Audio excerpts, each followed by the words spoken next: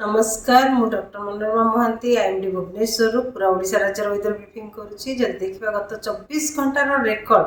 तेबे आमर वर्षा अनेक स्थान में वर्षा रेकर्ड करा जायछि ता सहित प्रबल वर्षा आमर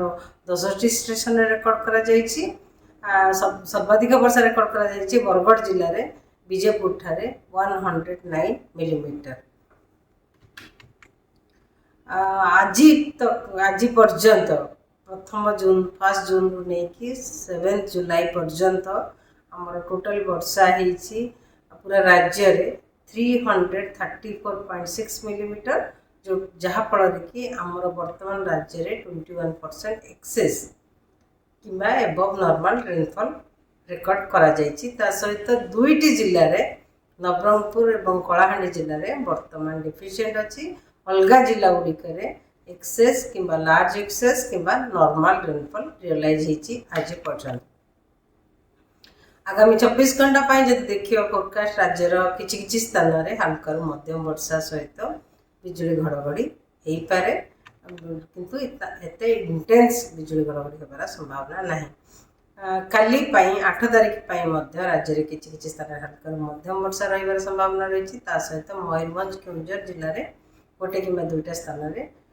वर्षा सहित बिजुली घड़घड़ी झटका पवन 30 ରୁ 40 किलोमीटर पर आवर रही संभावना रही। 9 तारिख राज्यर किछि स्थान में हल्का मध्यम वर्षा रही संभावना रही सहित गोटे कि दुईटा स्थान में बिजुली घड़घड़ी सहित झटका पवन 30 ରୁ 40 किलोमीटर पर आवर रही संभावना रही मयूरभंज केन्दुझर अनुगुल और ढेंकानाल जिले में। सहित 10 तारिख राज्य में किछि स्थान में हल्का मध्यम वर्षा रहा सहित मयूरभंज केन्दुझर ढेंकानाल अनुगुल जिले में गोटे कि दुईटा स्थान में वर्षा सहित बिजुली घड़घड़ी झटका पवन 30 ରୁ 40 किलोमीटर पर आवर रही संभावना रही। 11 तारिख राज्य में किछि स्थान में हल्का मध्यम वर्षा रही संभावना रही सहित मयूरभंज केन्दुझर जिले में वर्षा सहित बिजुली घड़घड़ी झटका पवन 30 ରୁ 40 किलोमीटर पर आवर गोटे कि दुईटा स्थान में रही संभावना रही। 12 तारिख एवं 13 तारिख राज्य में किछि स्थान में हल्का मध्यम वर्षा रही पारे सहित वार्निंग वर्तमान किछि दिया जाय नाही किंतु वार्निंग दिया जायछि मत्स्यजीवी मानक पई आगामी 24 घंटा मत्स्यजीवी को माछ धरिया समुद्र को जीवा को मना करा जायछि किंबा बारण करा जायछि हमर ओडिशा उपकूल रे जहाँ कारण कि आमर समुद्र अशांत रहिबो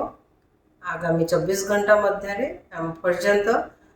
कारण स्कली वेदर रहिबो वर्षा सहित पवन वेग रहिबो 35 ରୁ 45 kilometre per hour gusting to